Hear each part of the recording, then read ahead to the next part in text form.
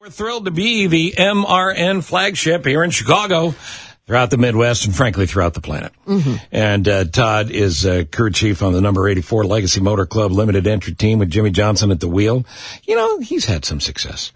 NASCAR Cup Series championship winner as well. Like, we can't go through Todd's entire resume. It would take far too long. We could, but it would take too long. But Jane spends a lot of time in the garage. I do. A lot of time working on cars. Mm-hmm. So why don't you take the lead here? Todd, I'm so excited about this weekend's event, especially coming off of the great event we had here in Chicago. Forget the rain. It was still an amazing race, and we've been watching all the races since. But this weekend, we've got the race at the Pocono Raceway happening. The Pocono 400, Jay. Pocono 400. Pocono. That's a movie, right? But Todd, this is my biggest question. The Pocono Raceway, also known, it's a 2.5-mile track, also known as Tricky Triangle. Why? Yes. Yeah, it's different. It's a lot different. If you look at it from a Google Earth standpoint, it's a triangle. It has 3 corners, not 4, which we call it 4, but usually it's 2, right? There's 1 and 2 that end up being the same. Yeah. But this is a place it is triangular. And when they built the racetrack, they built it after 3 iconic racetracks. Turn 1 is a previously demolished Trenton racetrack. It's got banking. Goes around there. Turn 2 is much like Indianapolis. It's a banking of one of the corners of Indianapolis. It's a 90-degree turn. And turn 3 is pretty tight and flat. It's like Milwaukee Mile up there in Wisconsin. So, when they built this, they kind of took iconic corners, put 3 of them together, made a different racetrack layout, and 3 straightaways, the front straight being the longest straightaway we'll run on this year. And I assume your work this weekend is MRN? Yes, I'll be in the booth with MRN, broadcasting both Saturday and Sunday. We've got the trucks and Xfinity cars on Saturday, along with Cup qualifying and practice, and it'll be a jam-packed day Saturday, and then the Cup race, the 400-miler on Sunday. Coverage starts at 12:30 Chicago time, leading up to the Pocono 400. I think is at 2:30. Gentlemen's starter, and it's 2:30 Eastern, so correct. It's 1:30 Central. So it's 1:30 here. Are we ever going to get to a point where we can just race prime delivery vans? I mean, the truck series, I think it'd be cool.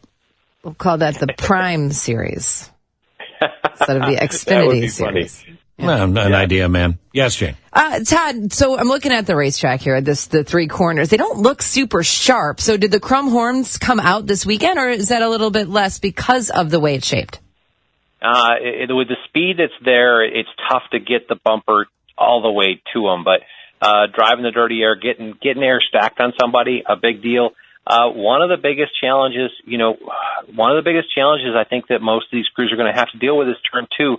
There's a tunnel that goes under turn 2, and that's how you get into the infield and out. Well, during the winters up there, that tends to, with the frost and everything that happens, there's a bump in the middle where that tunnel is, and it's pretty hard to maneuver. It's right in the middle of the corner, a challenge for those guys. But I don't think you're going to see guys moving each other out of the way, but you'll see guys trying to put themselves in positions where they can stack the pressure air, the high pressure air that's on the front of the car up on the spoiler and slow them down. This is the crucial time of the year. Guys are lining up, trying to make sure that they can get into the playoffs. And obviously you want to win every week, but then the Xfinity Series runs are fun too. Mm-hmm. And we met Parker Kligerman when we were here in Chicago, or when they were here in Chicago. We actually live here. And really like Parker, and he's floating around 13. Those guys, as I understand it, Todd, they get to top 10, they qualify for the big show. So there's a lot of strategery going on in these last few weeks. There is. The Truck Series, this is the second to last regular season race. Xfinity's got a few more than that, and Cup's got 6 left. So this is the time of the year. If you look at our Cup schedule, they take 16. Right now, 15th and 16th are Bubba Wallace and Michael McDowell, but they're only separated by 1 or 2 points from Daniel Suarez, who's on the outside looking in at this point. You've got great names in Chase Elliott and Alex Bowman that are sitting outside because of injuries. So it'll be a great run to watch what happens this weekend and through the next 5 or 6 events. see where those guys can get to and how that cut line works in the Cup Series. I got to ask your opinion on something, but Jane, give me the last question. Well, the drivers with the most wins, Jeff Gordon obviously not driving. Denny Hamilton, 6 wins at Pocono. Who do you think is going to win? Chase Elliott in the X-Car, or in the Xfinity Series. Who's going to win the big race? Yeah, great question. I think, Martin Truex Jr. has had a lot of speed here lately. Denny's had a lot of wins here. A lot of them came prior to the repave in 2012 when this place was really wore out. It'll be interesting to see. The Toyotas have had a lot of speed lately. It's one that I wouldn't count Denny Hamlin out, but Martin Truex has been on a heck of a run with 3 wins in the last 10 races. Opinion question in what you've heard from, I'm not asking you to name names, but what did the guys think about the Chicago race? It was an overwhelming success despite the weather. I thought, for you guys to put on the show that it was and to be an iconic skyline in the middle of it, not just off in a 20-mile distance like we've been at some places. You're right in downtown Chicago. I think it was an overwhelming success. The industry is really excited about coming back there and doing it again. I enjoyed it from my TV standpoint. It was, just great passing zones, awesome to be on the streets. And, I think it brings up an avenue that NASCAR can explore at other cities in the future as well. But, looking forward to coming back and having the full experience with all the concerts and a little bit of sunshine and not being the monsoon that we went through there. Yeah, I'll tell you, it was cool. It was cool. And we didn't talk about, Jane, the whole time, is the incredible work of those NASCAR crews to dry that track out to the level they were able to dry it out. Incredible. It was just, I can't believe that the race actually happened, but it was spectacular. I cannot wait for next year. You talked about Suarez racing. We're talking about pit crews. I find this so interesting. And tell me if you know about him. He is a former NFL football player, Josh Bush, who is now on the pit crew for Daniel Suarez.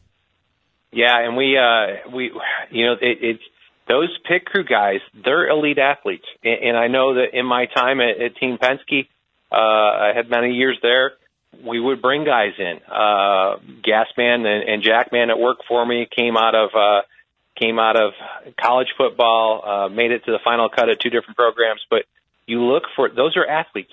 In order to make 4 tire stops in 9 seconds, you've got to, even though it's a single nut, you've still got to be athletic and get around the cars.